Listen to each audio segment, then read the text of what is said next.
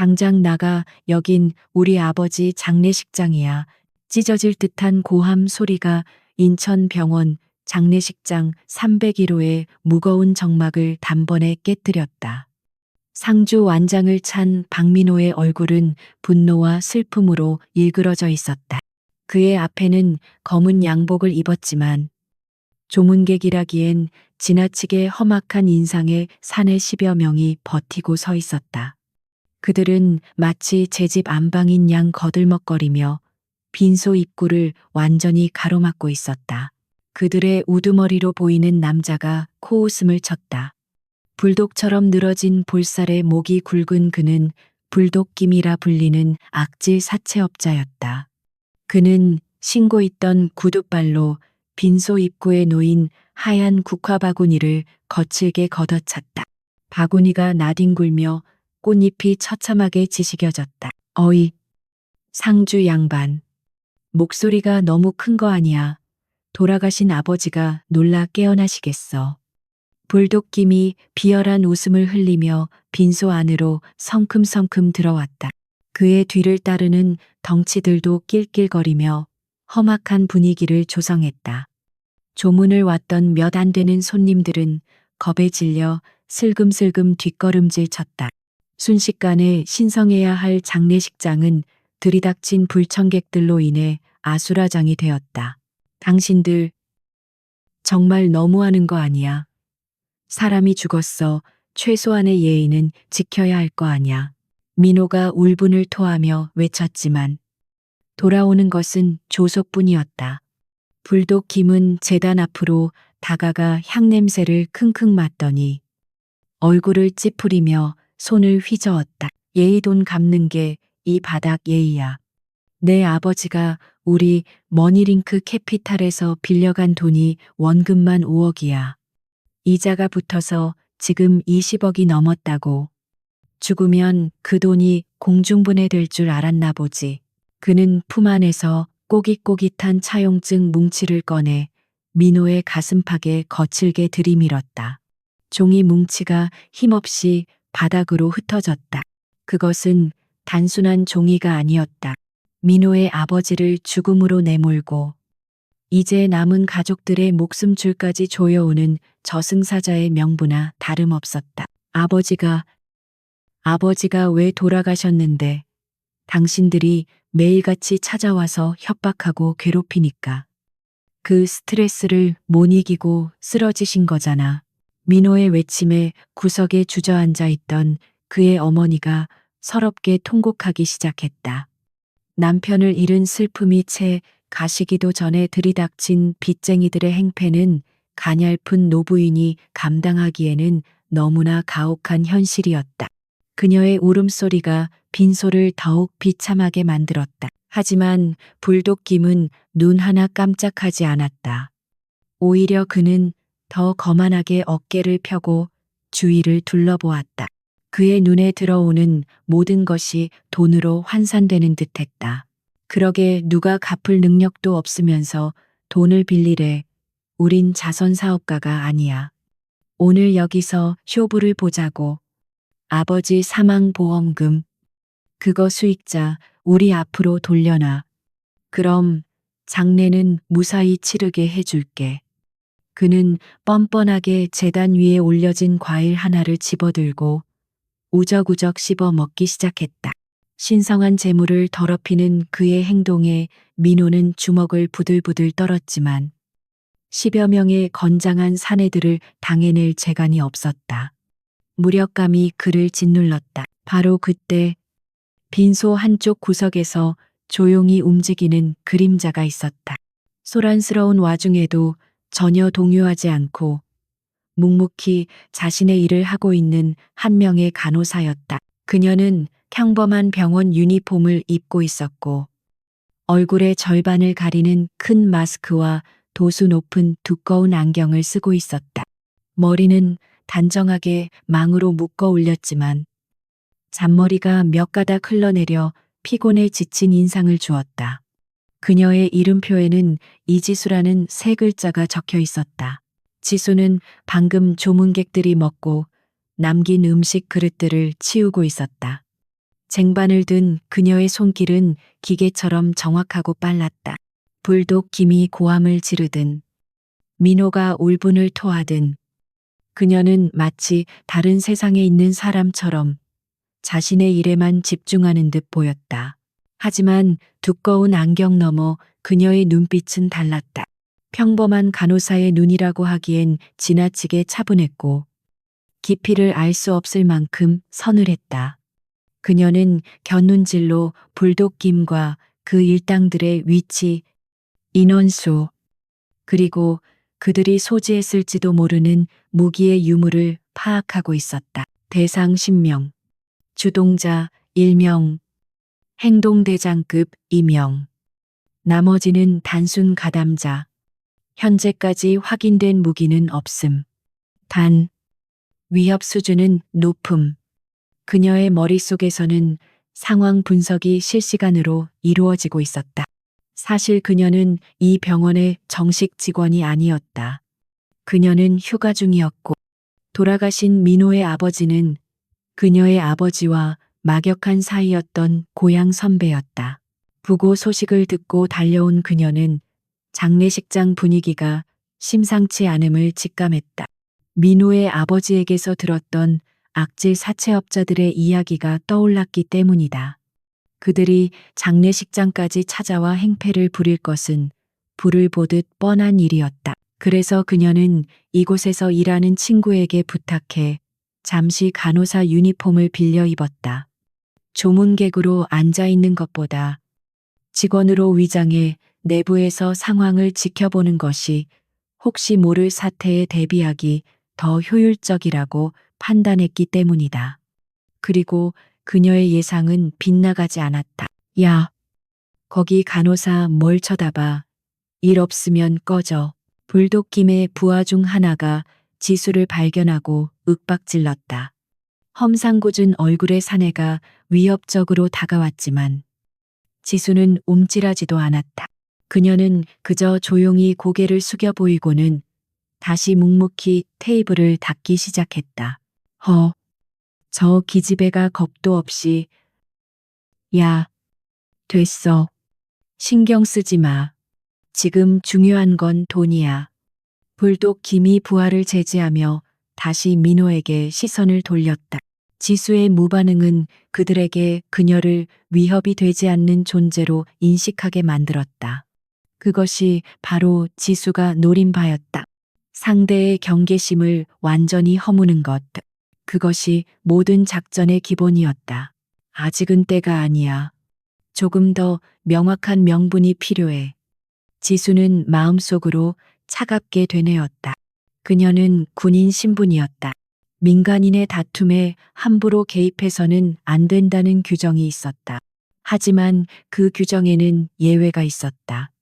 현저한 불법 행위가 목격되거나 무고한 시민의 생명이 위협받는 긴급 상황일 때 지금은 그 경계선에 서 있었다.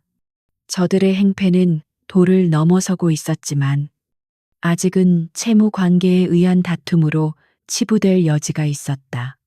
그녀가 움직이기 위해서는 저들이 확실하게 선을 넘어야 했다. 어머니, 괜찮으세요? 물 좀 드세요. 지수는 슬쩍 민호의 어머니 곁으로 다가가 물컵을 건넸다. 그녀의 목소리는 작고 차분했지만 묘하게 사람을 안심시키는 힘이 있었다. 노부인은 떨리는 손으로 물컵을 받아들며 지수를 올려다보았다. 두꺼운 안경 너머의 눈빛이 잠깐 부드러워진 것 같았지만 이내 다시 차가운 무표정으로 돌아갔다. 이봐, 박민호 씨. 내 인내심이 그리 길지가 않아. 여기 이 서류에 도장 찍어. 아버지 사망진단서랑 인감도 이리 넘기고 좋은 말로 할 때 협조하는 게 좋을 거야. 안 그러면 불독김이 험악한 표정으로 말을 흐리며 주먹을 우두둑 꺾었다. 위협적인 소리가 조용한 빈소에 울려 퍼졌다. 그것은 단순한 독촉이 아니었다. 명백한 협박이었다. 못해, 절대 못해, 그 돈. 아버지가 다 쓰신 것도 아니잖아. 당신들이 억지로 떠안긴 거잖아. 민호가 악에 받쳐 소리쳤다. 궁지에 몰린 쥐가 고양이를 무는 격이었다. 하지만 불독김에게 민호는 고작 해야 하찮은 벌레에 불과했다. 이 새끼가 어디서 따박따박 말대꾸야. 짝! 날카로운 파열음이 터져 나왔다. 불독김의 손바닥이 민호의 뺨을 거칠게 후려쳤다. 민호의 고개가 획 돌아갔고 입가에서 피가 흘러내렸다. 폭력이 시작되었다. 빈소 안에 있던 사람들은 비명을 지르며 웅성거렸다. 민호의 어머니는 아이고, 우리 민호 하며 아들을 부둥켜 안았다. 상황은 걷잡을 수 없이 악화되고 있었다. 구석에서 이 광경을 지켜보던 지수의 손걸레질이 아주 잠시 멈칫했다. 그녀의 눈매가 가늘어졌다. 폭행 확인, 위협 수준 격상. 그녀는 천천히 허리를 폈다. 여전히 손에는 쟁반과 행주가 들려 있었지만 그녀의 몸 주위로 흐르는 공기가 미묘하게 바뀌기 시작했다. 마치 폭풍전야의 고요함처럼 팽팽한 긴장감이 그녀를 감쌌다.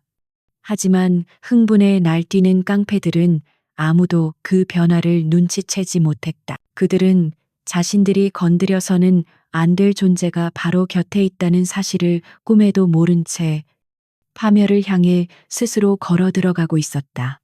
불독 김의 손찌검은 신호탄과도 같았다. 장례식장의 공기는 순식간에 살벌하게 얼어붙었다. 폭력이 난무하는 무법천지로 변해버린 빈소에서 슬픔에 잠겨 있어야 할 유족들은 공포에 떨고 있었다.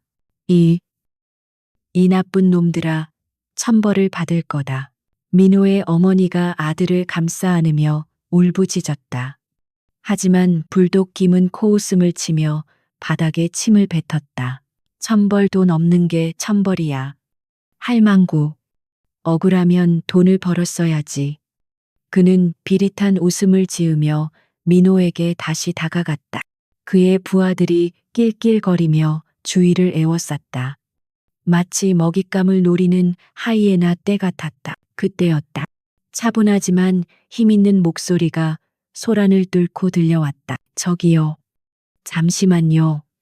모두의 시선이 목소리의 주인공에게로 향했다. 바로 그 간호사, 이지수였다. 그녀는 여전히 쟁반을 든 채였지만 아까와는 달리 또렷한 눈빛으로 불독김을 직시하고 있었다. 여기는 병원입니다. 그리고 고인을 모시는 신성한 장례식장이고요. 다른 조문객들과 유족들에게 피해가 가니 소란은 자제해 주십시오. 지수의 목소리는 높지도 낮지도 않았다. 감정이 완전히 배제된 건조한 말투였다. 하지만 그 속에 담긴 단호함은 명확했다. 불독김은 어이가 없다는 표정으로 지수를 위아래로 훑어보았다. 꾀죄죄한 간호사, 복장에 촌스러운 안경, 왜소한 체구. 어디 하나 위협적이라고는 찾아볼 수 없는 모습이었다. 이것 봐라야. 너 지금 나한테 훈계하는 거냐? 병원 밥 좀 먹었다고 눈에 뵈는 게 없나 보지. 불독김이 비아냥거리며 지수 쪽으로 걸음을 옮겼다. 그의 덩치는 지수의 2배는 되어 보였다. 그는 일부러 위압감을 주기 위해 거친 숨을 몰아쉬며 그녀의 코앞까지 다가갔다. 아가씨, 우리가 누군지 몰라서 일어나 본데. 괜히 정의의 사도 흉내 내다가 험한 꼴 당하지 말고 하던 일이나 계속해. 오빠가 봐줄 때. 뒤에 있던 부하 하나가 휘파람을 불며 거들었다. 형님, 그냥 두시죠. 간호사 언니가 우리 걱정돼서 그러는 것 같은데. 나중에 따로 특별 진료라도 해주려나. 저급한 농담에 일당들이 와하 웃음을 터뜨렸다. 명백한 성희롱이었다. 하지만 지수의 표정은 미동도 없었다. 그녀는 마치 더러운 오물을 보는 듯한 눈빛으로 그들을 응시했다. 환자분들이 안정을 취해야 하는 공간입니다. 당장 나가주지 않으시면 보안 요원을 부르겠습니다. 그녀의 단호한 태도에 불독 김의 미간이 구겨졌다. 감히 자신을 무시한다는 생각에 자존심이 상한 것이다. 보안 요원 불러봐. 이 병원 보안 팀장도 내 동생이야. 알아, 이 맹랑한 년이 진짜. 그는 굵은 손가락으로 지수의 이마를 툭툭 밀었다. 야, 너 이름이 뭐야? 이지수, 내가 오늘 원장한테 전화해서 너 당장 잘리게 해줄까? 손가락이 이마에 닿을 때마다 지수의 고개가 뒤로 살짝 밀렸다. 하지만 그녀의 두 발은 바닥에 뿌리를 내린 듯 단단히 고정되어 있었다.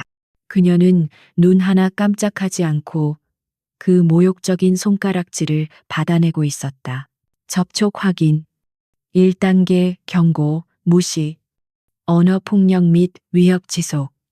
지수의 내면에서는 냉정한 카운트다운이 시작되고 있었다. 일반인이라면 당장이라도 울음을 터뜨리거나 도망쳤을 상황이었지만 그녀에게 이것은 전투 전의 탐색전에 불과했다.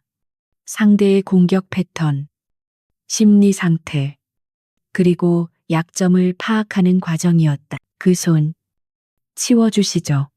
지수가 낮게 말했다. 처음으로 그녀의 목소리에 경고의 기운이 실렸다. 뭐 인연이 진짜 돌았나?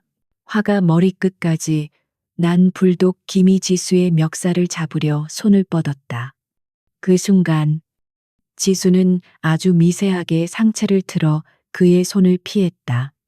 허공을 가른 불독 김의 손이 머쓱해졌다.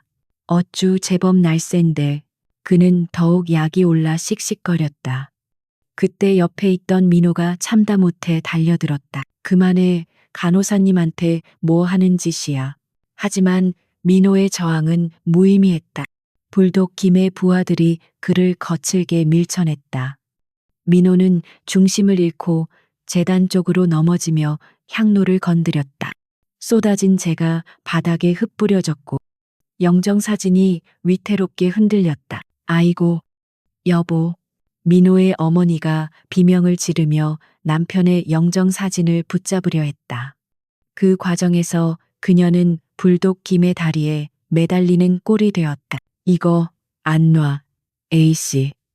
재수없게 불독 김은 귀찮다는 듯 발길질을 했다. 그의 구둣발이 힘없는 노부인의 어깨를 강타했다. 단말마의 비명과 함께 민호의 어머니가 바닥에 나뒹굴었다. 그녀의 머리가 탁자 모서리에 부딪히며 둔탁한 소리가 났다. 붉은 선혈이 이마에서 흘러내리기 시작했다. 순간 빈소 안에 정적이 흘렀다.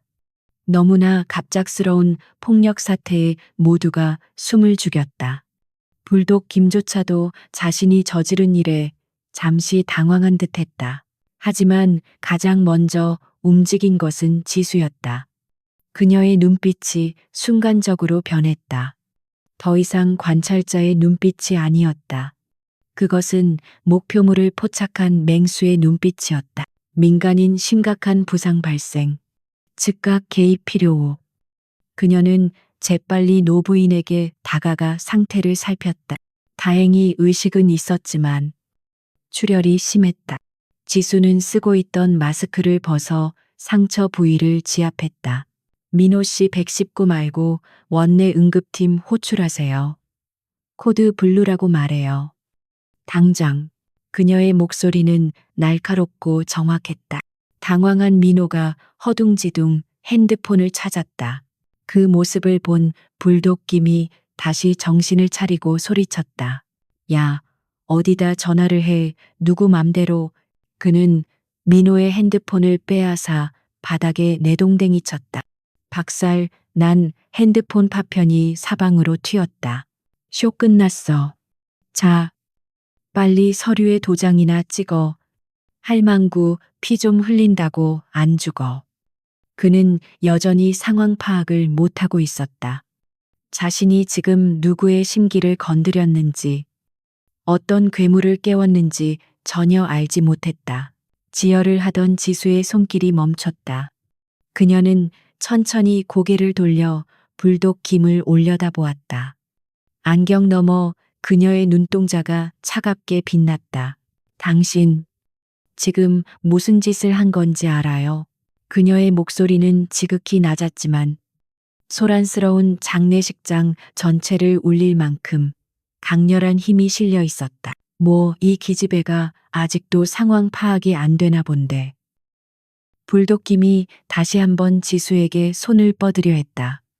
이번에는 멱살이 아니라 머리채를 잡을 기세였다. 하지만 이번에는 달랐다.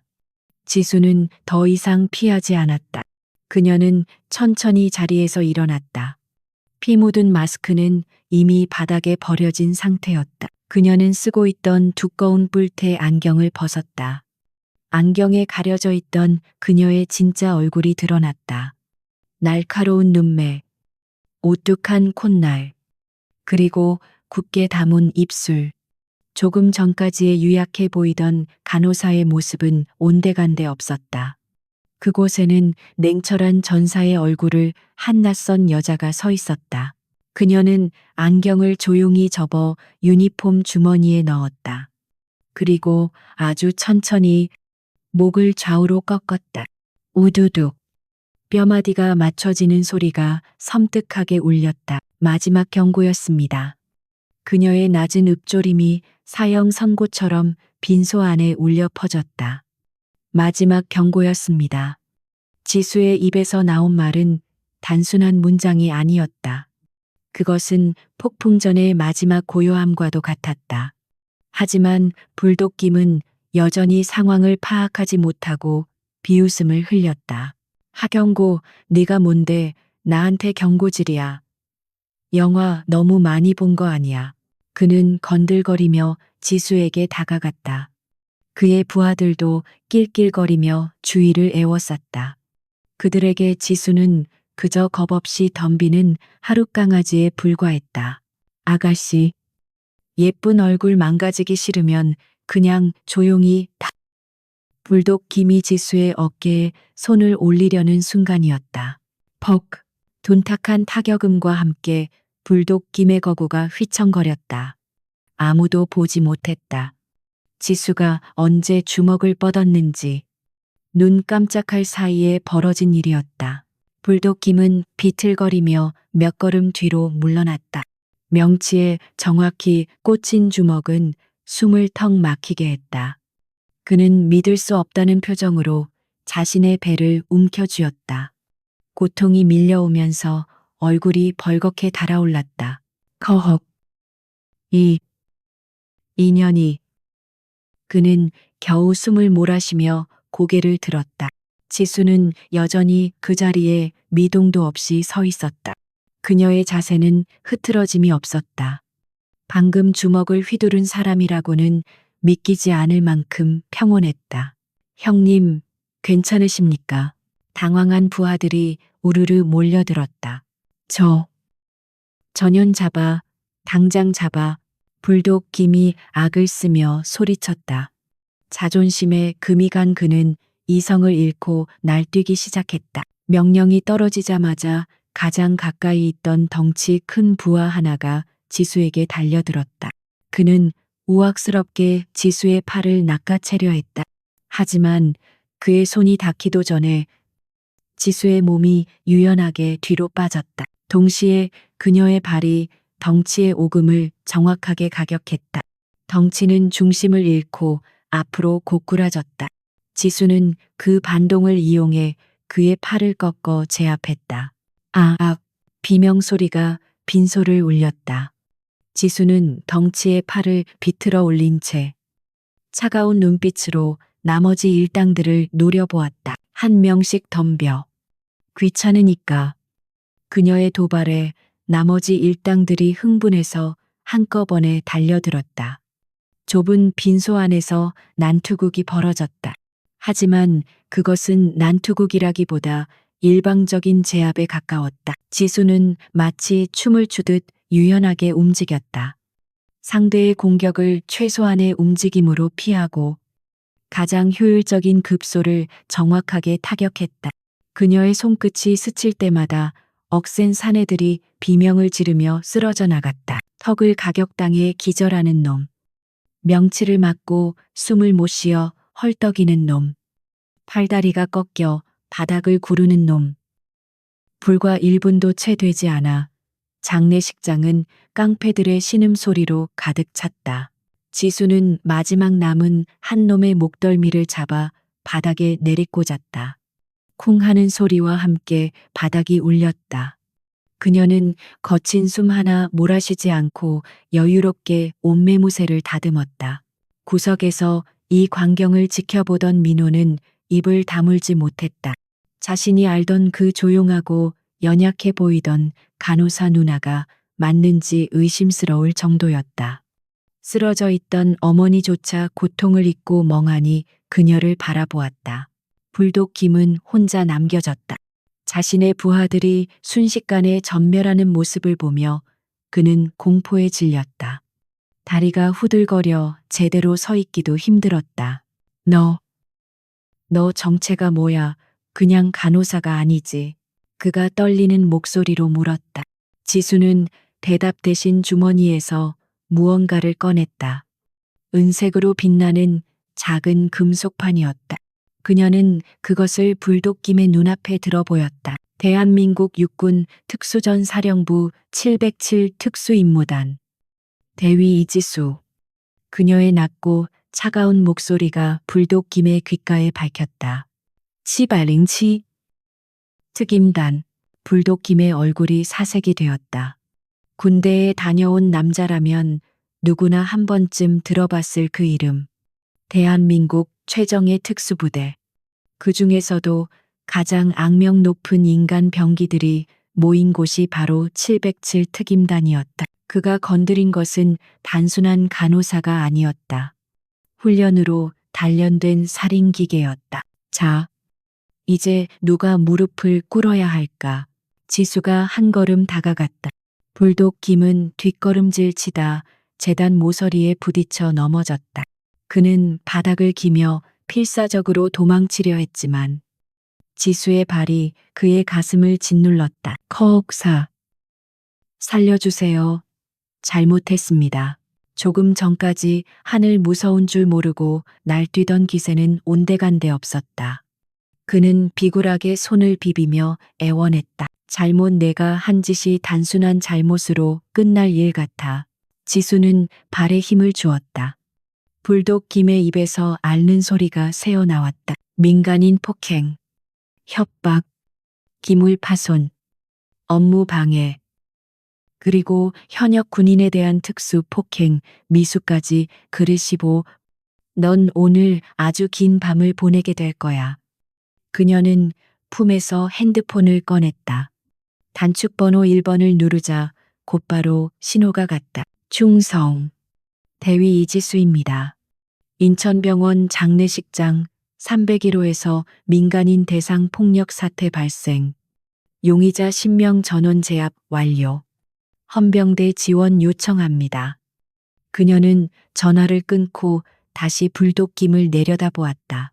경찰보다 헌병대가 먼저 도착할 거야. 군사재판까지 갈 수도 있으니 각오해. 군사재판이라는 말에 불독김은 하얗게 질려버렸다. 일반 법정보다 훨씬 엄격하고 가혹한 처벌이 기다리고 있다는 것을 그도 알고 있었다. 대위님 한 번만 봐주십시오. 제가 눈이 멀었습니다. 합의하겠습니다. 얼마면 됩니까?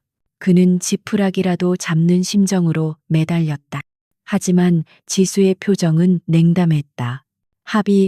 그건 판사님 앞에서나 이야기해. 아, 참, 군사법원에서는 돈으로 해결 안 되는 거 알지. 그녀는 비릿하게 웃으며 발을 치웠다. 불독 김은 절망적인 표정으로 바닥에 널브러졌다. 잠시 후 요란한 사이렌 소리와 함께 헌병대 차량들이 병원 입구에 도착했다. 완전 무장한 헌병들이 장례식장으로 뛰어들어왔다. 그들은 순식간에 현장을 통제하고 쓰러진 깡패들을 체포하기 시작했다. 대위님, 괜찮으십니까? 선임 부사관이 지수에게 달려와 격려를 했다. 난 괜찮아.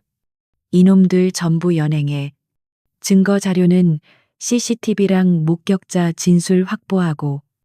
지수는 능숙하게 지시를 내렸다. 그녀의 모습은 영락없는 지휘관이었다. 상황이 정리되자 지수는 다시 민호와 그의 어머니에게 다가갔다. 많이 놀라셨죠? 죄송합니다. 제가 좀 더 일찍 나섰어야 했는데. 그녀는 다시 평범한 간호사처럼 부드러운 목소리로 사과했다. 하지만 민호 모자는 그녀를 경외의 눈빛으로 바라볼 뿐이었다. 아니에요. 정말 감사합니다. 대위님 덕분에 살았습니다. 민호가 연신 고개를 숙이며 인사했다. 그의 어머니도 눈물을 글썽이며 지수의 손을 꼭 잡았다. 정말 고맙네. 이 은혜를 어떻게 갚아야 할지. 지수는 쑥스러운 듯 미소를 지었다. 당연히 해야 할 일을 했을 뿐입니다. 아버님과의 인연도 있고요. 이제 안심하시고 장례 잘 치르세요. 저놈들은 다시는 얼씬도 못할 겁니다. 그녀는 다시 안경을 쓰고 마스크를 착용했다. 순식간에 평범한 간호사의 모습으로 돌아왔다. 하지만 그녀가 남긴 강렬한 인상은 사람들의 뇌리에 깊이 박혔다. 장례식장은 다시 평온을 되찾았다. 하지만 그곳에 있던 사람들은 모두 알고 있었다. 오늘 밤 이곳에서 작은 영웅이 탄생했다는 것을, 그리고 겉모습만 보고 사람을 판단해서는 안 된다는 평범한 진리를 다시 한번 깨달았다는 것을. 요란한 사이렌 소리가 장례식장 주차장을 가득 메웠다. 단순한 경찰차가 아니었다. 묵직하고 위압적인 엔진음을 내는 군용 차량들이 연달아 도착하는 소리였다. 빈소 안에 있던 조문객들은 창밖으로 보이는 낯선 풍경에 웅성거리기 시작했다. 일반적인 소란 신고에 출동한 경찰이라고 보기에는 그 규모가 너무나 컸기 때문이다. 바닥에 널브러져 신음하던 불도낌 일당들도 심상치 않은 분위기를 감지했다. 특히 불도낌은 본능적인 공포를 느꼈다. 그는 사채업을 하면서 수많은 경찰서를 드나들었지만 이런 종류의 공포는 처음이었다. 그것은 공권력이 가진 절대적인 힘 앞에서 느끼는 원초적인 두려움이었다. 전원 위치로 신속하게 진입한다. 날카로운 명령 소리와 함께 300km 빈소의 문이 거칠게 열렸다. 검은색 베레모를 쓰고 헌병 MP, 완장을 찬 건장한 군인들이 물밀듯이 들이닥쳤다. 그들의 손에는 진압봉과 테이저건이 들려 있었고 눈빛은 당장이라도 적을 제압할 듯 매서웠다. 장례식장은 순식간에 군사 작전 지역으로 변했다. 헌병들은 들어오자마자 일사불란하게 움직였다. 2명은 입구를 통제했고 나머지는 바닥에 쓰러져 있는 깡패들을 향해 신속하게 접근했다. 그들의 군화 발소리가 대리석 바닥을 울리며 장례식장에 무거운 긴장감을 더했다. 손머리 위로 허튼 수작 부리면 즉시 제압한다. 헌병 팀장의 우렁찬 목소리가 빈소를 쩌렁쩌렁 울렸다. 이미 지수에게 당해 전의를 상실한 깡패들은 저항할 생각조차 하지 못했다. 그들은 겁에 질린 표정으로 순순히 머리 뒤로 손을 올렸다. 몇몇은 고통 때문에 제대로 자세를 취하지 못해 끙끙거렸다. 지수는 그 혼란스러운 와중에도 침착함을 잃지 않았다. 그녀는 구석에 서서 팔짱을 낀 채 자신이 불러일으킨 이 거대한 폭풍을 차분하게 지켜보고 있었다. 그녀의 표정은 마치 훈련 상황을 평가하는 교관처럼 냉철했다. 헌병들은 숙련된 솜씨로 깡패들의 손목에 케이블 타이를 채웠다. 플라스틱이 조여드는 드르륵 소리가 연이어 들렸다. 그 소리는 불도킴에게 마치 자신의 인생이 끝장나는 소리처럼 들렸다. 그는 바닥에 얼굴을 처박힌 채 거친 숨을 몰아쉬었다. 이게 무슨... 불독 김은 믿을 수가 없었다. 고작 전화 한 통의 군 헌병대가 그것도 이렇게 대규모로 출동하다니. 저 여자의 정체가 대체 뭐란 말인가. 707 특임대 머릿속에서 그 단어가 계속 맴돌며 그를 공포로 몰아넣었다. 그때 헌병들 사이를 헤치고 지휘관으로 보이는 중사가 지수 앞으로 다가왔다. 그는 절도 있는 동작으로 거수 경례를 했다. 충성 수도방위 사령부 헌병단 소속 중사 박철민입니다. 현 시간부로 현장 인수하겠습니다. 지수는 가볍게 마주 경례하며 고개를 끄덕였다. 수고가 많다. 현장 상황은 보는 바와 같다. 민간인 10명이 장례식장에 난입, 기물을 파손하고 유족을 협박했으며 이를 제지하던 나에게까지 폭력을 행사하려 했다. 그녀의 보고는 간결하고 명확했다. 나에게까지 폭력을 행사하려 했다는 부분에서 박 중사의 눈썹이 꿈틀했다. 현역 장교. 그것도 특수부대 대위에 대한 민간인의 공격 시도는 군법상으로도 매우 중대한 사안이었다. 감히 군인에게... 알겠습니다. 전원군 형법에 의거하여 엄중하게 다루겠습니다.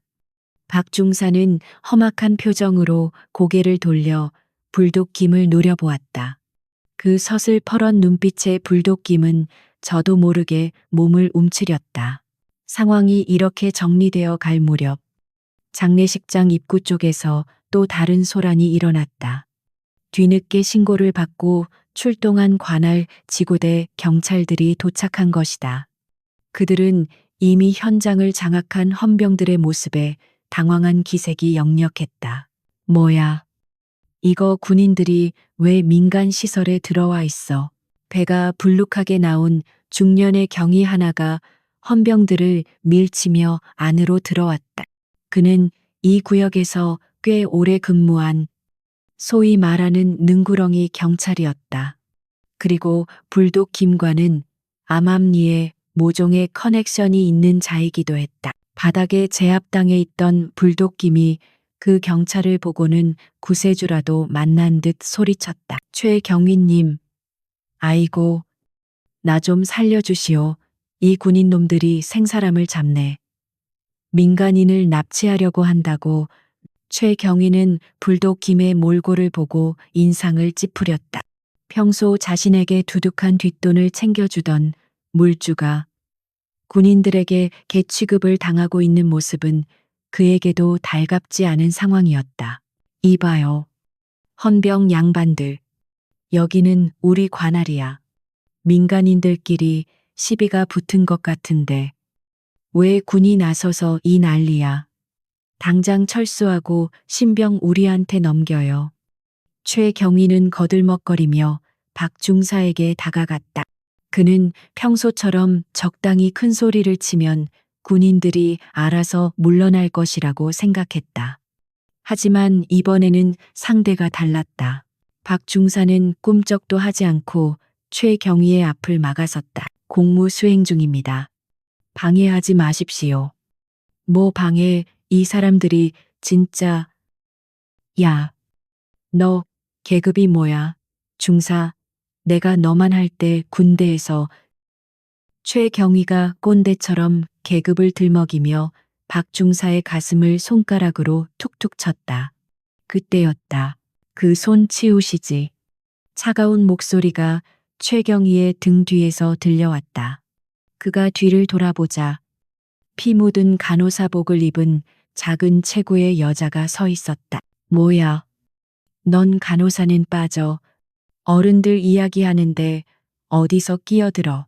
최경위가 짜증 섞인 목소리로 손을 휘저었다. 지수는 헛웃음을 지으며 천천히 그에게 다가갔다.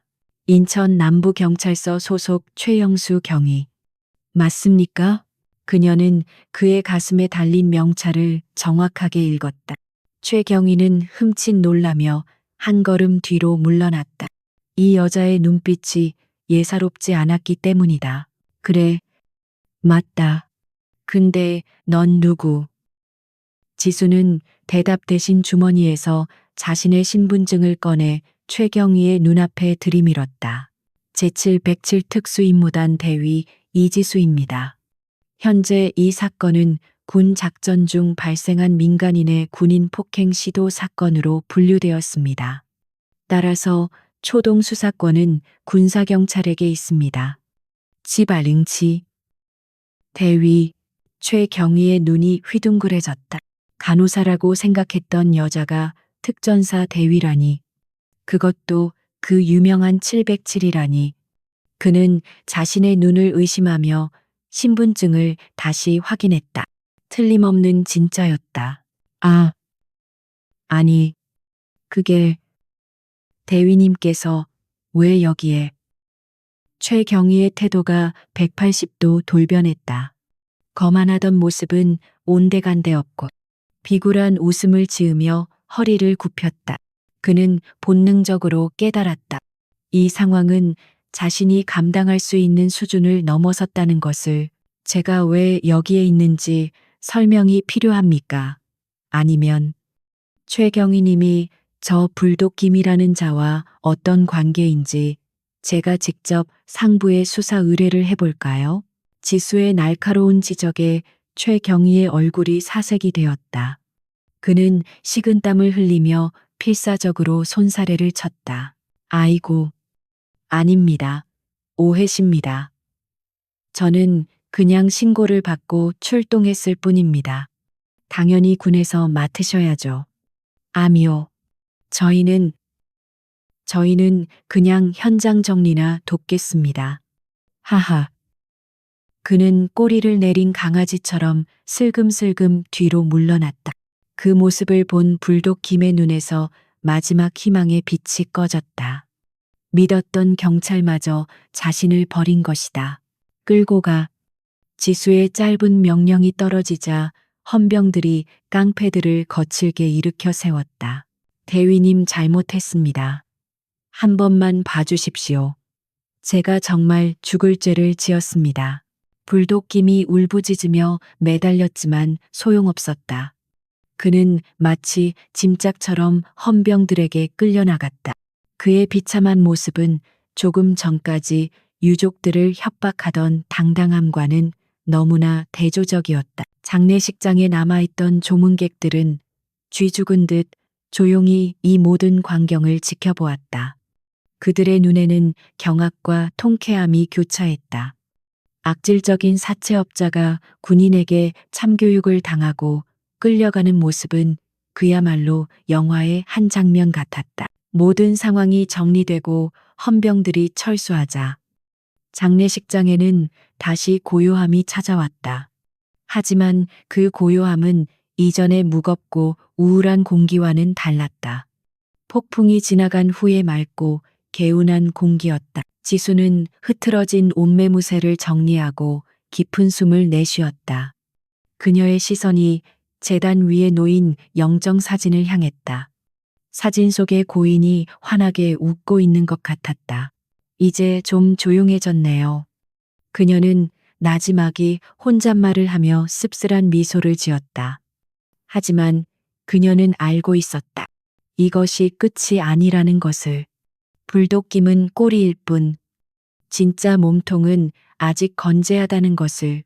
그녀의 싸움은 이제 막 시작되었을 뿐이었다. 불독김이 끌려간 후 장례식장에는 다시 평온이 찾아왔지만 공기 중에는 여전히 흥분의 여진이 남아 있었다.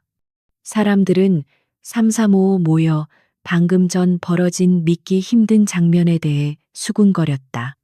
그들의 시선은 자연스럽게 한 곳으로 쏠렸다. 바로 피 묻은 간호사복을 입은 작은 영웅. 이지수 대위에게로. 지수는 쏟아지는 시선이 부담스러운 듯 조용히 빈소구석으로 자리를 옮겼다. 그녀는 잠시 빌려 입었던 간호사 유니폼을 벗고 원래 입고 왔던 검은색 정장으로 갈아입었다. 피 묻은 유니폼을 비닐봉지에 담는 그녀의 손길은 여전히 차분하고 능숙했다. 저기, 대위님. 머뭇거리는 목소리에 지수가 고개를 돌렸다. 민호였다. 그는 여전히 얼떨떨한 표정이었지만 눈빛만은 확신에 차 있었다. 그는 지수 앞에 서서 깊이 허리를 숙였다. 정말 감사합니다. 대위님이 아니었다면 저희 가족은 오늘 끝장이었을 겁니다. 이 은혜를 어떻게 갚아야 할지. 민호의 목소리가 가늘게 떨렸다. 옆에 서 있던 그의 어머니 역시 눈시울을 붉히며 지수의 손을 꼭 잡았다. 거칠고 주름진 노부인의 손이 따뜻하게 전해져 왔다. 아이고, 우리 아들 살려주셔서 정말 고맙습니다. 이 늙은이가 평생 은인으로 모시겠습니다. 지수는 쑥스러운 듯 살짝 미소를 지으며 노부인의 손을 맞잡았다. 아닙니다. 어머님, 당연히 해야 할 일을 했을 뿐입니다. 그리고 아버님과 저희 아버지의 인연도 있고요. 제가 늦지 않게 와서 다행입니다. 그녀의 겸손한 태도에 주변 사람들은 더욱 감동했다. 강인한 군인이면서 동시에 따뜻한 마음씨를 가진 그녀의 모습은 진정한 영웅 그 자체였다. 하지만 지수의 마음속은 복잡했다. 불독 김을 처리했다고 해서 모든 문제가 해결된 것은 아니었다.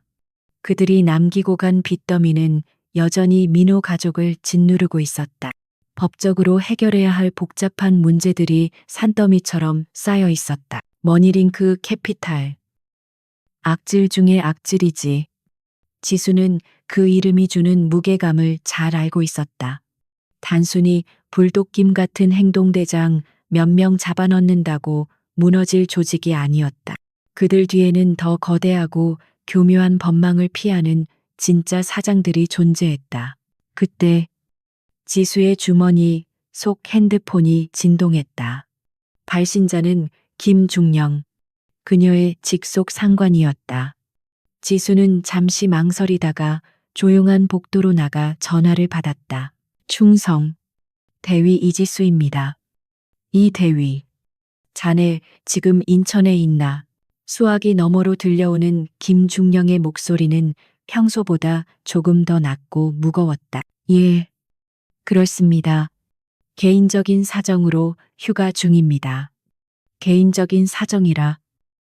자네가 방금 헌병대에 넘긴 그놈들 말이야. 그냥 동네 양아치들이 아니더군. 지수의 눈매가 날카로워졌다. 예상은 했지만 생각보다 더 깊은 무언가가 있는 듯했다. 무슨 말씀이십니까? 머니링크 캐피탈. 최근 군 정보기관에서도 주시하고 있던 조직이야. 자금 세탁 혐의가 포착되었는데 그 자금줄이 심상치 않아. 일부가 해외 불법 도박 사이트와 연루되어 있고 더 나아가서는 북쪽이랑 연결되어 있다는 첩보도 있어. 북쪽이요. 지수는 놀라움을 감추지 못했다. 단순 사채업자가 아니라 대공 용의점까지 있는 거물급 조직이었던 것이다. 일이 생각보다 훨씬 커지고 있었다. 그래, 자네가 그들의 꼬리를 제대로 밟은 것 같아. 덕분에 수사에 탄력이 붙게 생겼네. 지금 정보사 쪽에서 자네에게 접촉하고 싶어해. 휴가는 잠시 반납해야 할 것 같은데 괜찮겠나? 김중령의 말은 사실상 명령이나 다름없었다. 하지만 지수는 오히려 반가웠다. 민호 가족을 도울 수 있는 가장 확실한 방법이 생겼기 때문이다. 예, 알겠습니다. 복귀하겠습니다. 좋아. 자세한 건 복귀해서 이야기하지. 그리고 수고했다.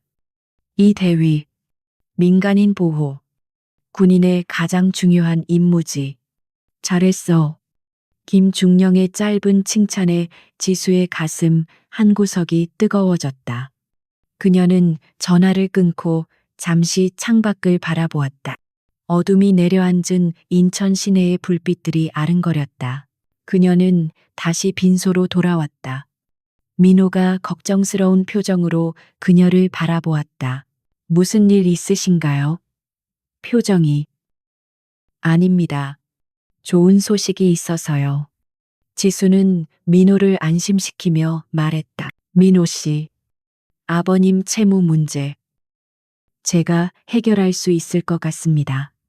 네, 정말요. 하지만 그게 법적으로 복잡하다고 들었는데. 민호는 믿기지 않는다는 표정이었다. 걱정하지 마세요. 이제 그 문제는 단순한 민사 사건이 아니라 국가적인 수사 대상이 될 겁니다. 아버님이 억울하게 당하신 일, 제가 반드시 밝혀내겠습니다. 지수의 단호한 눈빛에 민호는 말문이 막혔다. 그녀가 말하는 국가적인 수사가 무엇을 의미하는지 정확히는 몰랐지만 그녀의 확신에 찬 태도는 그에게 무한한 신뢰를 주었다. 감사합니다. 정말 감사합니다. 민호는 다시 한번 고개를 숙였다. 그의 눈에서 뜨거운 눈물이 흘러내렸다. 그것은 절망의 눈물이 아니라 희망의 눈물이었다. 지수는 빈소를 나오며 밤하늘을 올려다보았다. 차가운 밤 공기가 그녀의 머리를 맞게 해주었다. 그녀의 휴가는 이렇게 끝이 났지만 후회는 없었다. 오히려 새로운 임무에 대한 투지가 불타올랐다. 머니링크 캐피탈. 뿌리까지 뽑아주지. 그녀는 주먹을 꽉 쥐었다. 그녀의 싸움은 이제 장례식장을 넘어 더 거대하고 어두운 세계로 향하고 있었다. 그리고 그녀는 그 싸움에서 절대 물러설 생각이 없었다. 그녀는 707 특임대 이지수 대위였으니까. 지수의 복귀는 예상보다 빨랐다. 그녀는 장례식장을 떠난 지 몇 시간 만에 서울 송파구에 위치한 특수전사령부 본부로 향하는 차 안에 있었다. 조수석에는 정보사령부 소속 박소령이 동승하고 있었다. 그는 차가운 인상의 소유자로 시종일관 태블릿 PC를 들여다보며 무언가를 열심히 분석하고 있었다. 이 대위, 자네가 확보한 불독 김.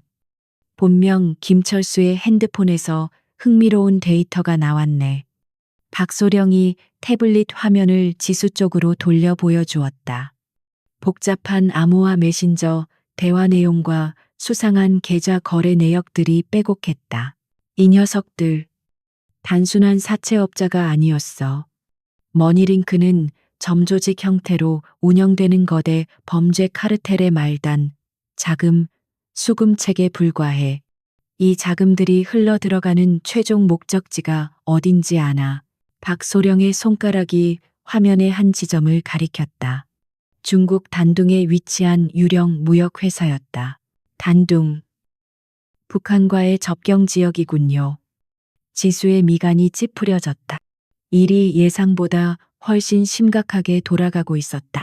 민호 아버지의 죽음 뒤에 이런 거대한 음모가 도사리고 있을 줄은 꿈에도 몰랐다. 맞아. 이 자금들은 세탁 과정을 거쳐 북한 정찰총국 산하 해커 부대의 활동 자금으로 사용되고 있었어. 쉽게 말해, 우리 국민들의 피 같은 돈이 적의 사이버 테러 자금으로 쓰이고 있었다는 거지. 지수는 주먹을 꽉 쥐었다. 분노가 치밀어 올랐다. 힘없는 서민들을 등쳐먹는 것도 모자라. 그 돈으로 국가 안보까지 위협하고 있었다니. 용서할 수 없는 작자들이었다. 제가 무엇을 하면 됩니까? 지수의 목소리는 차분했지만 그 안에 담긴 결의는 확고했다. 우리는 이번 기회에 머니링크의 국내 총책을 검거하고 자금 루트를 완전히 차단할 계획이네. 자네가 그들의 공공의 적이 되어줬으면 해. 공공의 적이요. 그래. 불독 김 사건으로 자네 얼굴이 이미 그들 조직 내에 알려졌을 거야. 그들은 분명 보복을 하려 들겠지. 우리는 그걸 역이용할 생각이네. 자네를 미끼로 그들의 핵심 간부들을 끌어내는 거야. 위험한 임무였다. 자칫 잘못하면 목숨을 잃을 수도 있는 작전이었다. 하지만 지수는 일말의 망설임도 없이 고개를 끄덕였다. 알겠습니다. 하겠습니다. 본부에 도착한 지수는 곧바로 작전 브리핑에 들어갔다.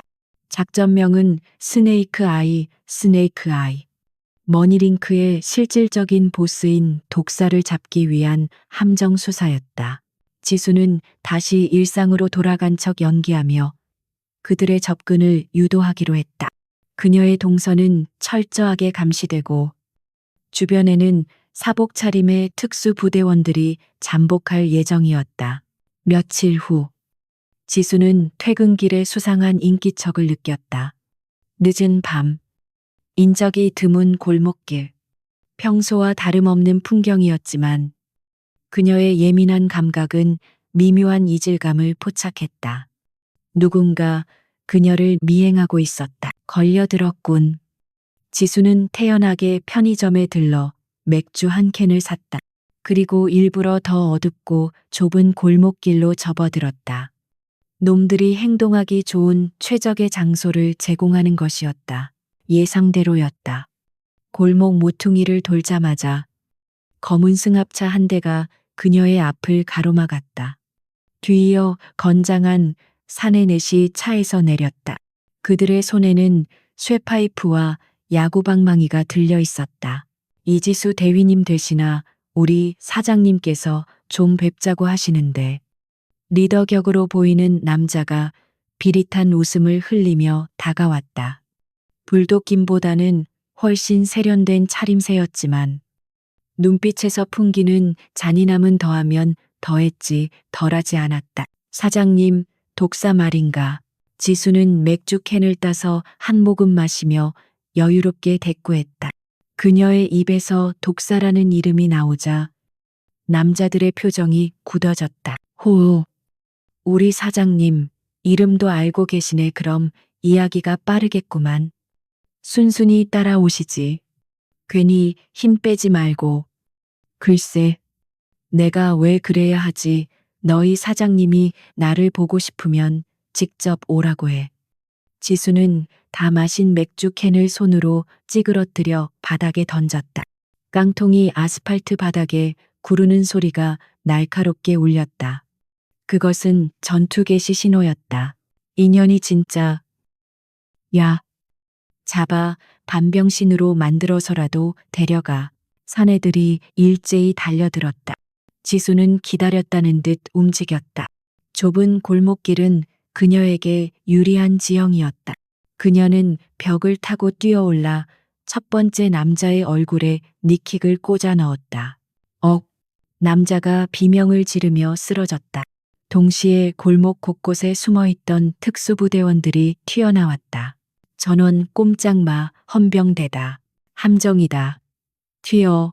당황한 놈들이 도망치려 했지만 이미 퇴로는 차단된 상태였다. 순식간에 골목길은 아수라장이 되었다.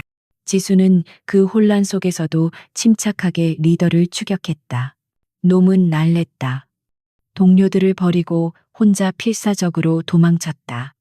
하지만 특전사 대위의 추격을 따돌리기에는 역부족이었다.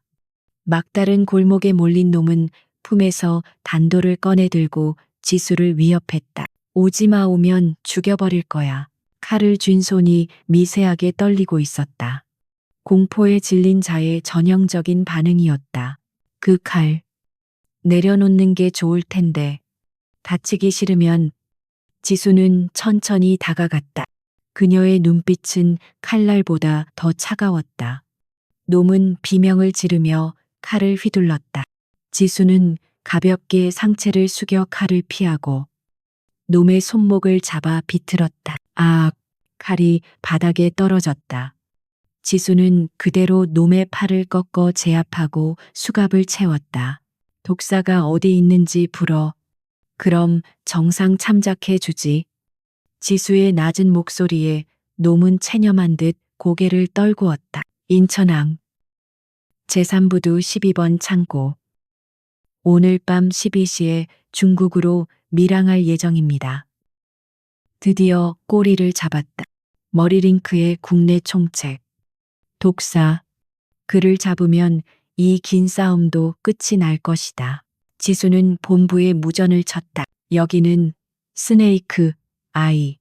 타겟 확보. 독사의 위치 파악 완료. 인천항 제3부두 12번 창고. 오늘 밤 12시 밀항 예정. 즉각 타격팀 출동 바람. 그녀의 목소리에는 확신이 차 있었다. 이제 마지막 결점만이 남아 있었다. 인천항의 밤은 깊고 어두웠다. 바닷바람에 실려온 비릿한 내음이 코끝을 스쳤다. 제3부두 12번 창고 주변은 적막에 쌓여 있었지만 그 고요함 속에는 팽팽한 긴장감이 감돌고 있었다. 창고 안에서 흘러나오는 희미한 불빛만이 그곳에 누군가가 있음을 암시했다. 지수는 창고가 내려다 보이는 컨테이너 박스 위에 엎드려 망원경으로 동태를 살폈다. 그녀의 곁에는 완전 무장한 707 특임대원들이 숨을 죽이고 대기하고 있었다. 그들의 검은 전투복은 어둠 속에 완벽하게 녹아들어 있었다. 타겟 확인. 독사 포함 총 8명. 무장은 권총과 자동소총으로 추정됨. 지수의 무전기 너머로 저격팀의 보고가 들어왔다. 예상보다 무장 수준이 높았다. 단순한 조폭이 아니라 중군 사조직에 가까운 화력이었다. 진입 5분 전. 전 팀. 위치 고수하고 신호 대기하라. 지수는 손목 시계를 확인하며 나지막이 명령했다. 그녀의 심장은 차분하게 뛰고 있었다. 수많은 실전 경험이 만들어낸 냉정함이었다. 창고 안에서는 독사가 초조하게 시계를 들여다보고 있었다. 그는 말쑥한 정장 차림의 중년 남성이었지만 눈매가 뱀처럼 날카로웠다. 배는 언제 도착하는 거야? 약속 시간이 지났잖아. 그가 부하에게 소리쳤다. 곧 도착한다고 합니다. 해경 경비정을 피하느라 조금 늦어지는 것 같습니다. 부하가 쩔쩔매며 대답했다. 독사는 신경질적으로 담배를 피워 물었다. 뭔가 불길한 예감이 그를 감싸고 있었다. 이지수. 그 계집애가 내 발목을 잡을 줄이야. 그는 자신이 키워온 거대한 제국이 한 명의 여군 장교 때문에 무너질 위기에 처했다는 사실을 믿을 수 없었다. 그녀만 없었다면 지금쯤 자신은 유유히 중국으로 넘어가 새로운 삶을 즐기고 있었을 것이다. 그때였다. 창고 밖에서 갑작스러운 폭발음이 들렸다. 섬광탄이었다. 꽝. 눈을 멀게 할 듯한 강렬한 빛과 귀를 찢는 굉음이 동시에 터져나왔다. 창고 안은 순식간에 아수라장이 되었다. 습격이다. 응사해. 독사가 비명을 지르며 권총을 꺼내 들었다. 하지만 이미 늦었다. 와장창. 천장의 창문이 깨지며 로프를 탄 특임대원들이 쏟아져 들어왔다. 동시에 정문과 후문이 폭파되며 도립조가 진입했다. 손들어 움직이면 쏜다. 특임대원들의 총구에서 붉은 레이저 포인터가 뿜어져 나와 독사 일당의 가슴과 머리를 겨냥했다. 하지만 독사의 부하들은 쉽게 포기하지 않았다. 그들은 엄폐물 뒤로 몸을 숨기며 거세게 저항했다. 타탕, 타타탕. 총격전이 벌어졌다.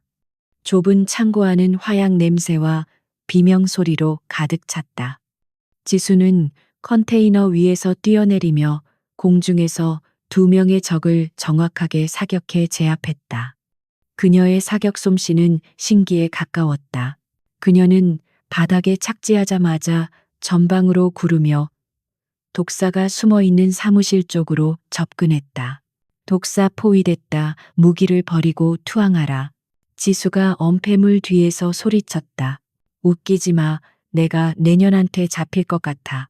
독사는 악에 바친 목소리로 외치며 사무실 창문을 깨고 밖으로 도망쳤다. 그는 미리 준비해둔 보트를 타고 탈출할 생각이었다. 타겟 도주 내가 쫓는다. 나머지는 잔당소탕. 지수는 즉시 독사의 뒤를 쫓았다. 어두운 부두를 달리는 두 사람의 숨 막히는 추격전이 시작되었다. 독사는 부두 끝에 정박해 있던 소형 모터보트에 뛰어올랐다. 그가 시동을 걸려는 순간 지수가 보트 위로 몸을 날렸다. 헉! 독사는 지수의 기습에 중심을 잃고 넘어졌다. 두 사람은 좁은 보트 안에서 격렬하게 몸싸움을 벌였다. 독사는 필사적으로 저항하며 주머니에서 단도를 꺼내 휘둘렀다. 지수는 날렵하게 칼을 피하며 그의 손목을 걷어찼다. 칼이 바다로 빠졌다. 독사는 당황한 틈을 타 지수의 목을 조르려 했다. 하지만 지수는 그의 힘을 역이용해 업어치기로 그를 가판 바닥에 내리꽂았다. 크악! 독사는 고통에 신음하며 몸을 웅크렸다. 지수는 재빨리 수갑을 꺼내 그의 손목을 채웠다. 머니링크 대표. 본명 장석훈. 특수경경재범죄, 가중처벌 등에 관한 법률 위반. 범죄단체 조직 및 활동. 그리고 국가보안법 위반 혐의로 체포한다. 지수는 미란다 원칙을 고지하며 거친 숨을 몰아쉬었다. 드디어 끝났다. 긴 싸움의 종지부를 찍는 순간이었다. 멀리서 해경 경비정의 사이렌 소리가 들려왔다. 독사는 망연자실한 표정으로 밤하늘을 올려다보았다. 자신의 모든 것이 끝났음을 직감한 것이다. 지수는 보트 난간에 기대어 바다를 바라보았다. 검은 바다 위로 달빛이 부서지고 있었다. 그녀의 머릿속에 민호와 그의 어머니, 그리고 억울하게 세상을 떠난 민호 아버지의 얼굴이 스쳐 지나갔다. 이제 편히 쉬세요. 아저씨, 약속 지켰습니다. 그녀는 마음속으로 조용히 되뇌었다. 피로가 몰려왔지만 마음만은 어느 때보다 가벼웠다. 잠시 후 헌병대와 해경이 도착해 현장을 인수했다. 체포된 독사와 그의 부하들은 줄줄이 연행되었다. 이번 작전의 성공으로 머니링크의 국내 조직은 사실상 와해되었다. 김중령이 현장에 도착해 지수의 어깨를 두드렸다. 수고했다. 이 대위, 정말 큰일을 해냈어. 자네 덕분에 국가적인 위기를 막을 수 있었네. 감사합니다. 동료들이 도와준 덕분입니다. 지수는 겸손하게 대답했다. 이제 진짜 휴가를 즐길 수 있겠군. 당분간 푹 쉬도록 해. 이건 명령이야. 김중령이 호탕하게 웃으며 말했다. 지수도 마주보며 미소 지었다. 그녀에게 주어진 짧은 휴식. 그것은 그 어떤 포상보다 값진 선물이었다. 지수는 돌아가는 차 안에서 핸드폰을 꺼냈다. 부재 중 전화가 여러 통화 있었다. 민호였다. 그녀는 잠시 망설이다가 통화 버튼을 눌렀다. 여보세요. 민호 씨. 접니다. 네. 다 끝났어요. 이제 걱정 안 하셔도 됩니다. 수화기 너머로 민호의 울먹이는 목소리가 들려왔다. 감사하다는 말만 반복하는 그에게 지수는 따뜻한 위로의 말을 건넸다. 이제 어머니 잘 모시고 행복하게 사세요. 그게 아버지가 가장 바라시는 일일 겁니다. 전화를 끊은 지수는 창밖으로 스쳐 지나가는 서울의 야경을 바라보았다. 도시는 여전히 화려하게 빛나고 있었다. 그 빛 뒤에 숨겨진 어둠을 걷어내는 것. 그것이 자신이 군복을 입은 이유임을 그녀는 다시 한번 깨달았다. 머니링크 총책 독사 장석훈의 검거 소식은 다음 날 아침 뉴스 일면을 장식했다. 언론은 이 사건을 대대적으로 보도하며 단순 사채 조직이 아닌 북한과 연계된 거대 범죄 카르텔의 실체를 파헤쳤다. 국민들은 경악했고 동시에 이 위험한 조직을 일망타진한 군과 수사당국에 찬사를 보냈다. 하지만 뉴스 화면 어디에도 이지수 대위의 얼굴이나 이름은 나오지 않았다. 그녀는 철저하게 익명으로 남았다. 그것이 특수부대원의 숙명이었다. 그들의 활약은 언제나 그림자 속에 가려져 있었다. 지수는 병원 병실에 누워 뉴스를 보고 있었다. 격렬했던 체포 작전 과정에서 입은 자잘한 타박상과 피로 누적으로 며칠간 입원 치료를 받게 된 것이다. 와, 이 사건 진짜 대박이네. 영화가 따로 없다니까. 같은 병실을 쓰는 아주머니들이 뉴스를 보며 혀를 내둘렀다. 그러게 말이야. 그 나쁜 놈들. 싹 다 잡아넣어서 속이 다 시원하네. 근데 저걸 잡은 군인이 여자라며 간호사로 위장까지 했다던데. 어머, 정말 대단하다. 요즘 젊은 여자들 진짜 똑소리 난다니까. 아주머니들의 수다를 들으며 지수는 이불 속에서 남몰래 미소를 지었다. 자신이 바로 그 주인공이라는 사실을 알면 얼마나 놀랄까 상상하니 재미있기도 했다. 그때 병실 문이 조심스럽게 열리고 낯익은 얼굴이 들어왔다. 민호와 그의 어머니였다. 두 사람은 과일 바구니를 들고 쭈뼛거리며 서 있었다. 어머, 어떻게 알고 오셨어요? 지수가 놀라서 몸을 일으키려 하자 민호 어머니가 황급히 다가와 그녀를 말렸다. 아이고, 일어나지 마세요. 그냥 누워 계세요. 뉴스 보고 혹시나 해서 병원에 아는 분 통해서 겨우 알아냈어요. 민호가 멋쩍게 웃으며 과일 바구니를 테이블 위에 올려놓았다. 정말 감사합니다. 대위님. 덕분에 저희 집 빚 문제도 다 해결됐어요. 변호사님이 그러시는데 불법적인 계약이라 전부 무효 처리될 거라고 하더라고요. 아버지 명예도 회복되었고요. 민호의 얼굴은 전보다 훨씬 밝아져 있었다. 그늘졌던 표정은 사라지고 삶에 대한 희망이 다시 피어오르는 듯했다. 정말 다행이네요. 아버님도 하늘에서 기뻐하실 거예요. 지수는 진심으로 기뻐하며 말했다. 이 은혜를 평생 잊지 않고 살겠습니다. 나중에 퇴원하시면 꼭 저희 식당에 한번 들러주세요. 제가 세상에서 제일 맛있는 밥 한 끼 대접해드리고 싶습니다. 민호 어머니가 지수의 손을 잡고 간곡히 부탁했다. 네, 꼭 갈게요. 약속합니다. 지수는 노부인의 따뜻한 마음에 가슴이 뭉클해졌다. 자신이 지켜낸 평범한 사람들의 행복. 그것이 그녀가 목숨 걸고 싸우는 이유였다.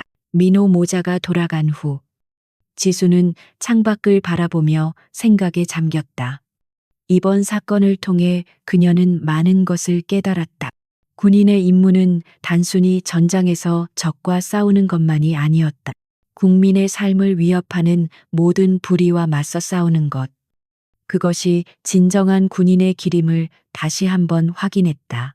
며칠 후 지수는 건강한 모습으로 퇴원했다. 그녀는 복귀하기 전 마지막으로 아버지의 납골당을 찾았다. 민호 아버지의 옆자리에 안치된 아버지의 사진을 보며 그녀는 조용히 거수경례를 했다. 아버지, 보고 계셨죠? 저 잘했죠? 사진 속 아버지는 자랑스러운 듯 환하게 웃고 있었다. 부대로 복귀한 지수는 동료들의 열렬한 환영을 받았다. 비록 공식적인 표창은 없었지만 동료들이 보내주는 존경과 신뢰의 눈빛은 그 어떤 훈장보다 값졌다. 이 대위, 고생 많았어. 자네 덕분에 우리 707의 위상이 한층 더 높아졌네. 팀장이 어깨를 두드리며 격려했다. 감사합니다. 모두 팀원들이 도와준 덕분입니다. 지수는 겸손하게 대답했지만 마음속 깊은 곳에서는 뿌듯함이 차올랐다. 그날 저녁, 지수는 오랜만에 편안한 마음으로 잠자리에 들었다. 꿈속에서 그녀는 다시 간호사복을 입고 장례식장에 서 있었다. 하지만 이번에는 깡패들이 아니라 환하게 웃는 사람들에게 둘러싸여 있었다. 모두가 그녀에게 고맙습니다라고 말하고 있었다. 그것은 그녀가 지금까지 꾼 꿈 중에서 가장 행복한 꿈이었다. 다음 날, 지수는 다시 훈련장으로 향했다. 그녀의 일상은 변함없이 고되고 힘들겠지만, 이제 그녀의 마음속에는 새로운 불꽃이 타오르고 있었다. 누군가의 영웅이 될 수 있다는 자신감, 그리고 정의를 위해 싸운다는 자부심, 그것이 그녀를 더욱 강하게 만들 것이다. 준비됐나? 이지수. 그녀는 스스로에게 질문을 던졌다. 물론이지. 언제든지. 그녀는 군화끈을 단단히 조여매고 힘차게 달려나갔다. 그녀의 앞에는 또 다른 도전과 임무가 기다리고 있을 것이다. 하지만 그녀는 두렵지 않았다. 그녀는 대한민국 최정예 특수부대 707 특임대 이지수 대위니까. 시간이 흘러 계절이 바뀌었다. 차가웠던 바람에는 어느덧 봄 기운이 섞여 있었다. 지수는 여느 때와 다름없이 고된 훈련을 마치고 막사로 돌아오는 길이었다. 땀에 젖은 전투복이 몸에 감겼지만 그 느낌조차 상쾌하게 느껴지는 날이었다. 충성, 이지수 대위님. 면회 오셨습니다.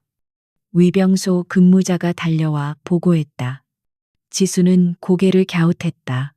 평일에 자신을 찾아올 사람이 딱히 떠오르지 않았기 때문이다. 면회실 문을 열자 예상치 못한 얼굴들이 그녀를 반겼다. 말끔한 정장 차림의 민호와 화사한 봄 옷을 차려입은 그의 어머니였다. 두 사람은 지수를 보자마자 환한 미소를 지으며 자리에서 일어났다. 대위님, 정말 오랜만입니다. 민호가 씩씩하게 인사했다. 몇 달 전 장례식장에서 보았던 절망에 빠진 청년의 모습은 온데간데 없었다. 자신감 넘치고 활기찬 모습이 보기 좋았다. 어머, 두 분이 여기까지 어쩐 일이세요? 연락도 없이. 지수가 반가움에 활짝 웃으며 다가갔다. 그냥 대위님이 너무 보고 싶어서 불쑥 찾아왔어요. 민폐인 줄은 알지만 꼭 전해드리고 싶은 소식이 있어서요. 민호 어머니가 수줍게 웃으며 작은 청첩장 하나를 내밀었다. 저 다음 달에 결혼합니다. 대위님 덕분에 다시 일어설 수 있었고 좋은 사람도 만났어요. 민호가 머리를 극적이며 말했다. 지수는 청첩장을 받아들고 진심으로 축하해 주었다. 와, 정말 축하드려요. 너무 잘 됐네요. 신부 되실 분이 정말 미인이시네요. 청첩장 속 사진에는 민호와 예비 신부가 행복하게 웃고 있었다. 그 모습을 보니 지수의 마음도 덩달아 따뜻해졌다. 대위님이 아니었다면 이런 행복은 꿈도 못 꿨을 거예요. 저희 어머니도 건강을 많이 회복하셨고요. 식당도 다시 잘 되고 있습니다. 그래요. 이 모든 게 다 대위님 덕분이에요.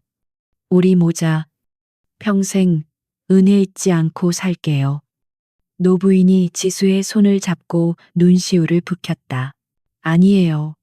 두 분이 포기하지 않고 열심히 사신 덕분이죠.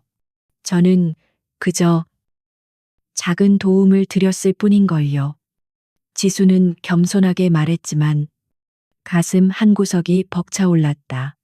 자신이 지켜낸 것이 단순한 생명이나 재산이 아니라 한 가족의 미래와 행복이었다는 사실이 새삼 실감났다.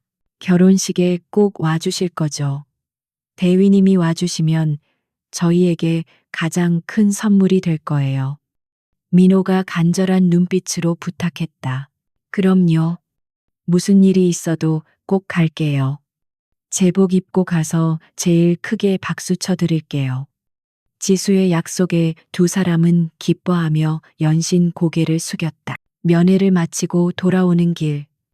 지수의 발걸음은 어느 때보다 가벼웠다. 훈련의 피로는 씻은 듯이 사라지고 마음속에는 뿌듯함과 보람이 가득 찼다. 이 맛에 군인하는 거지. 그녀는 혼자 미소 지으며 중얼거렸다.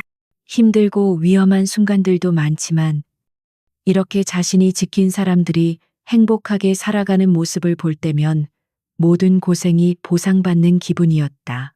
저녁 점호 시간. TV 뉴스에서는 또 다른 사건 사고 소식이 흘러나오고 있었다. 세상에는 여전히 힘없고 억울한 사람들이 많았다. 하지만 지수는 이제 절망하지 않았다. 자신이 그들을 위해 할 수 있는 일이 분명히 있다는 것을 알았기 때문이다. 그녀는 창밖의 밤하늘을 올려다보았다. 수많은 별들이 반짝이고 있었다. 저 별들 하나하나가 누군가의 소중한 꿈과 희망일 것이다. 그리고 자신은 그 별들이 꺼지지 않도록 지키는 파수꾼이 되어야 했다. 더 강해져야지. 더 많은 사람들을 지킬 수 있도록. 지수는 주먹을 불끈 쥐었다. 그녀의 눈빛은 밤하늘의 별보다 더 밝게 빛나고 있었다. 내일은 또 어떤 임무가 그녀를 기다리고 있을지 알 수 없었지만 그녀는 두렵지 않았다. 그녀는 언제나 준비되어 있었다. 대한민국을 지키는 가장 강하고 든든한 방패가 될 준비가. 그녀는 침상에 누워 잠을 청했다. 내일의 태양은 오늘보다 더 밝게 떠오를 것이다. 그리고 그녀의 하루도 더 힘차게 시작될 것이다. 민호의 결혼식 날은 구름 한 점 없이 맑았다. 지수는 약속대로 정복을 말끔하게 차려입고 식장으로 향했다. 가슴에 달린 약장들이 햇빛을 받아 눈부시게 반짝였다. 식장 로비는 하객들로 북적였다. 그 중에는 장례식장에서 보았던 익숙한 얼굴들도 있었다. 그들은 지수를 알아보고 놀라움과 반가움이 섞인 인사를 건넸다.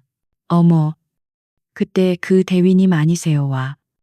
정복 입으시니까 진짜 멋있으시다. 그때 정말 감사했습니다. 덕분에 저희도 용기를 얻었어요. 지수는 쑥스러운 듯 미소 지으며 일일이 답례를 했다. 그녀는 자신이 이곳에서 단순한 하객 이상의 의미를 가진다는 것을 느꼈다. 그녀는 이들의 희망이자 정의가 살아있다는 증거였다. 신부 대기실에 들러 인사를 하고 나오는데 멀리서 턱시도를 입은 민호가 달려왔다. 대위님 와주셨군요. 정말 감사합니다. 결혼 축하해요. 민호 씨, 오늘 정말 멋지네요. 지수가 악수를 청하자 민호는 두 손으로 그녀의 손을 잡고 감격을 감추지 못했다. 다 대위님 덕분입니다. 아버지도 하늘에서 기뻐하실 거예요. 네, 분명 그러실 겁니다. 행복하게 잘 사세요. 결혼식이 시작되었다. 민호는 씩씩하게 신랑 입장을 했고 아름다운 신부와 함께 행복한 미래를 약속했다. 지수는 버진 로드 끝에 서서 그 모습을 흐뭇하게 지켜보았다. 주례사 중간중간 민호 어머니가 손수건으로 눈물을 훔치는 모습이 보였다. 그것은 기쁨의 눈물이었다. 식이 끝나고 사진 촬영 시간이 되었다. 민호는 지수를 가족사진 촬영에 초대했다. 대위님, 저희 가족이나 다름없으시잖아요. 같이 찍어요. 지수는 사양했지만 민호 가족들의 간곡한 부탁에 못 이겨 결국 카메라 앞에 섰다. 든든한 군복을 입은 그녀가 가운데 서자 사진이 한층 더 빛나는 듯했다. 자, 찍습니다. 하나, 둘, 셋. 김치. 플래시가 터지는 순간 지수는 활짝 웃었다. 그 순간 그녀는 군인으로서 그리고 한 인간으로서 가장 큰 행복을 느꼈다. 결혼식이 모두 끝나고 돌아오는 길. 지수는 부대 근처의 작은 공원에 들렀다. 벤치에 앉아 따뜻한 봄볕을 쬐며 잠시 휴식을 취했다. 참 길고도 짧은 시간이었네. 그녀는 지난 몇 달간의 일들을 회상했다. 장례식장에서의 우연한 만남, 거대 범죄 조직과의 사투, 그리고 오늘의 행복한 결혼식까지. 마치 한 편의 드라마 같은 시간들이었다. 그녀는 주머니에서 핸드폰을 꺼냈다. 바탕화면에는 전우들과 함께 찍은 사진이 설정되어 있었다. 흙먼지 뒤집어 쓰고 환하게 웃고 있는 동료들의 모습이 든든하게 느껴졌다. 그래, 내 자리는 여기지. 그녀는 다시 한번 마음을 다잡았다. 민호 가족처럼 평범한 사람들의 소중한 일상을 지키기 위해 그녀는 언제나 가장 위험한 곳에 서 있을 것이다. 그것이 그녀가 선택한 길이고 그녀의 자부심이었다. 지수는 자리에서 일어나 부대를 향해 걸음을 옮겼다. 그녀의 발걸음은 그 어느 때보다 힘차고 당당했다. 그녀의 등 뒤로 따뜻한 봄바람이 불어와 그녀의 앞길을 응원하는 듯했다. 여기서부터 카메라를 정면으로 응시하며 독백하듯 이야기합니다. 오늘 이야기는 여기까지입니다. 여러분은 이 간호사 복장의 707 여대위에 대해 어떻게 생각하시나요? 때로는 평범해 보이는 이웃이 가장 위대한 영웅일 수도 있습니다. 진정한 힘은 겉모습이 아닌 자신이 가진 힘을 올바른 곳에 사용하는 용기에서 나옵니다. 여러분의 생각은 어떠신가요? 댓글로 자유롭게 남겨주세요. 오늘 이야기가 사이다처럼 시원하셨다면 좋아요와 구독 버튼을 꾹 눌러주세요. 여러분의 응원이 더 많은 정의로운 이야기들을 만들어내는 힘이 됩니다. 다음에는 더 통쾌하고 감동적인 이야기로 돌아오겠습니다. 감사합니다. 충성.